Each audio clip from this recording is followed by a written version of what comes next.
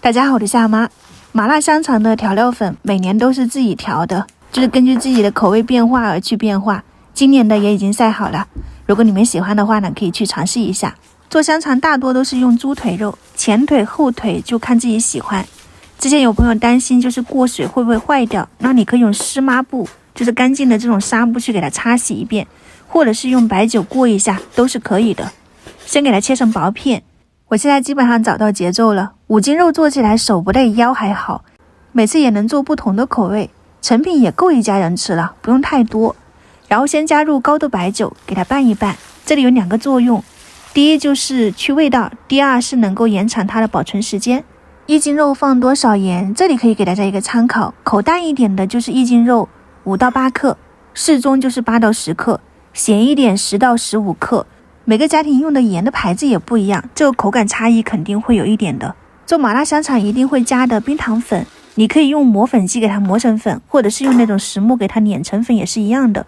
再就是麻，花椒跟青椒混合在一起的，我个人是不喜欢吃那种颗粒感，一口咬下去整个人都木了。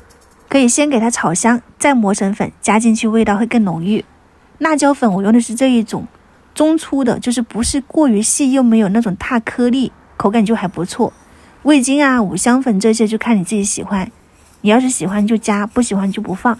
调好前面那几样，味道基本上都不会差。味精、五香粉它其实算作一个辅助料，味精提鲜嘛，五香粉就是香辛料。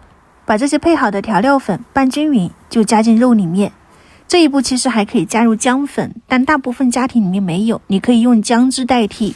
接下来给它们拌均匀就可以了。如果是第一次自己在家里面做香肠，这一步你可以多搅拌一下，让这个肉有粘性，再加上灌的时候紧实一点，你这样蒸出来的香肠就不会散开。拌好后让它腌制一会儿，我们来准备猪肠衣。这么多年的腊肠基本上都是用的他们家的这个猪肠衣，也不是说它有多好，只是因为这么多年我已经习惯了。